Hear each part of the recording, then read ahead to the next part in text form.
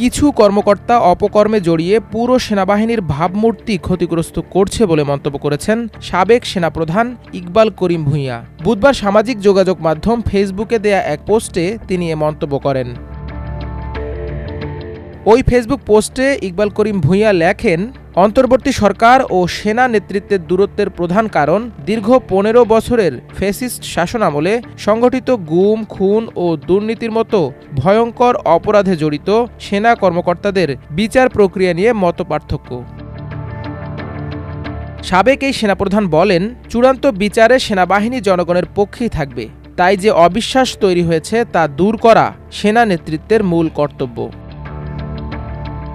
Fascist শাসনের দায় পুরো সেনাবাহিনীর নয় উল্লেখ করে ইকবাল করিম ভূঁইয়া বলেন, কিছু অফিসার তাদের হীন স্বার্থের জন্যই এমন অপকর্মে জড়িয়ে পুরো বাহিনীর ভাবমূর্তি ক্ষতিগ্রস্ত করেছে। যেহেতু এসব অপরাধ দেশের নাগরিকদের বিরুদ্ধে ঘটেছে, তাই জনগণের সত্য জানার ও ন্যায় বিচার পাওয়ার অধিকার রয়েছে। আস্থা ও সুসম্পর্ক পুনরুদ্ধারে সশস্ত্র বাহিনী এসব অপরাধীর দায় নিজের কাঁধে নেবে না। ওই পোস্টে তিনি আরও লেখেন, একটি পেশাদার বাহিনী এ ধরনের অপরাধের সঙ্গে যুক্ত হওয়ার কথা নয়, কিন্তু সংকীর্ণ দলীয় স্বার্থে কাজ করা কিছু অফিসার বাহিনীর সুনাম ক্ষুণ্ণ করছে এবং দেশবাসীর আদালতে প্রতিষ্ঠানটিকে অপরাধী হিসেবে দাঁড় করানোর ঝুঁকি তৈরি করছে।